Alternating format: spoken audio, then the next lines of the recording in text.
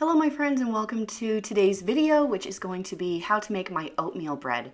And if you want to see some of my other videos on the different types of breads that I like to make in my house, I will leave links for those down below in the description box. So this oatmeal bread is one of my absolute favorites. It was a go-to all of the time.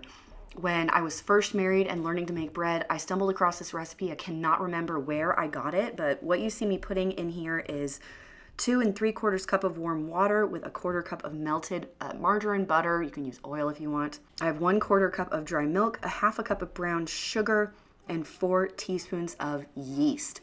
And then you're just going to put the lid on that, let it sit for about 5 minutes to wake the yeast up. The temperature of the water that you're going to want to use is going to be warm enough that you can put your hand in the water and let it sit, but not so hot that you need to pull it out. If you feel like it's too hot and you're going to burn your fingers, you know your water is too hot and you will kill your yeast. It's definitely not something you want to do. After it sits, you will then add 1 1/3 cup of oats. You can use quick oats. Whole rolled oats would be fine. Just don't use steel cut oats. That's not going to work. And up to 8 cups of flour-ish. Now, flour is temperamental, like I've mentioned before. So you could use 6 cups of flour one day on a day that's really dry. Maybe on a day where it's very humid and wet, closer to the 8 cups, maybe even 8.5. And don't forget 1 tablespoon of salt. This recipe makes 2 full loaves of bread, and I like to use my Bosch mixer because it can handle a lot of bread and knead it for a long time. If you have a KitchenAid that will also fit this amount of flour, you can also use that. And I'm looking for it to clean the sides of the bowl like you see right here. After it's kneaded for approximately 10 minutes or so, just oil a bowl, dump your dough in it, kind of roll it around so it coats all of your dough for you, and cover it with a clean kitchen towel and let it rise until it's doubled.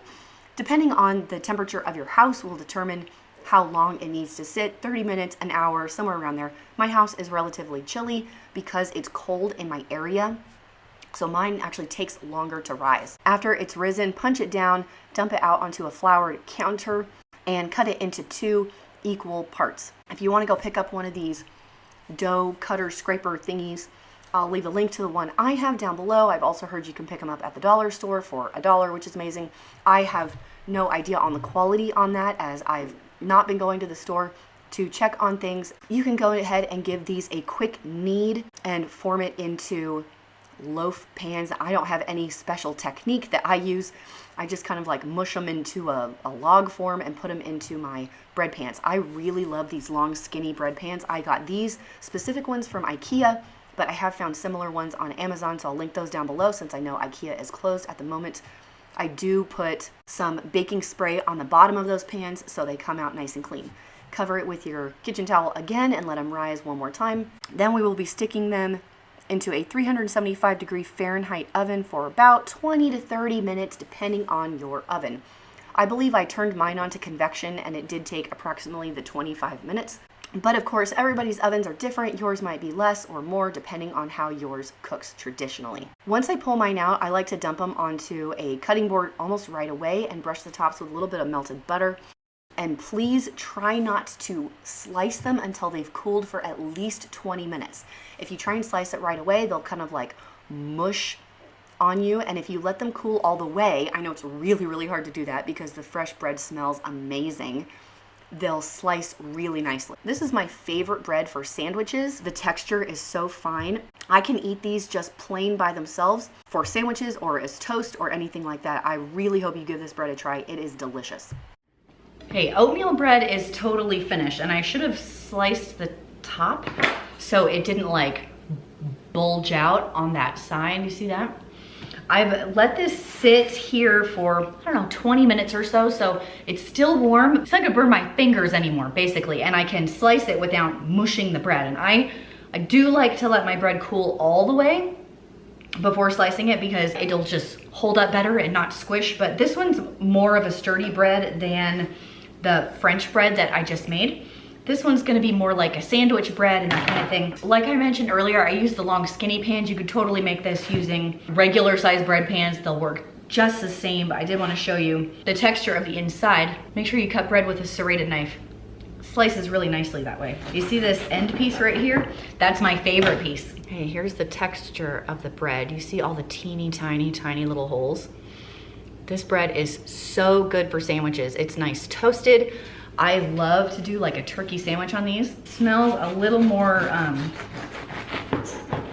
would say maybe yeasty than some of the others that I've showed you that have more of a sourdough like tang to it. There's like the full slice for you. The holes are super, super tiny. The texture is really nice and soft and fluffy. Now, if you don't eat these loaves right away, they freeze beautifully. I've done that a lot. They'll be a touch drier when you thaw them out. You could also stick them in the fridge. If you store them in the fridge, they'll last way longer than just on the counter. But in my house, 2 loaves of homemade bread like this, these will be gone in 24 hours.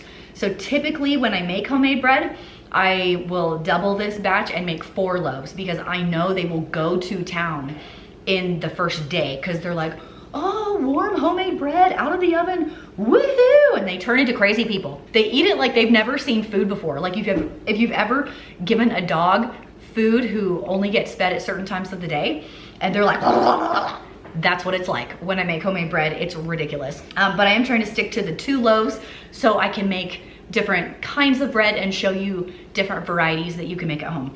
This oatmeal bread was an absolute go-to for me for years. It was the only bread I made in the early days of our marriage and when I was trying to be super, super frugal. I think I typically did half whole wheat, half white because I could buy the huge buckets of whole wheat kernels or wheat berries and grind them myself.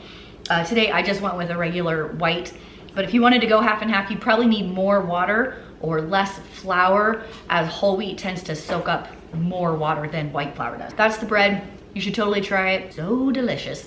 So let me know if you guys try this bread. And if you do, don't forget to tag me on Instagram at Frugal Fit Mom, and I'll reshare it on my stories. Thanks for joining me today, and tell me if there's any other bread varieties you would like to see in the future. Of course, I'm gonna be continuing to share my personal favorites and ones that I've used for years. But I hope you enjoyed, and I will see you in the next video.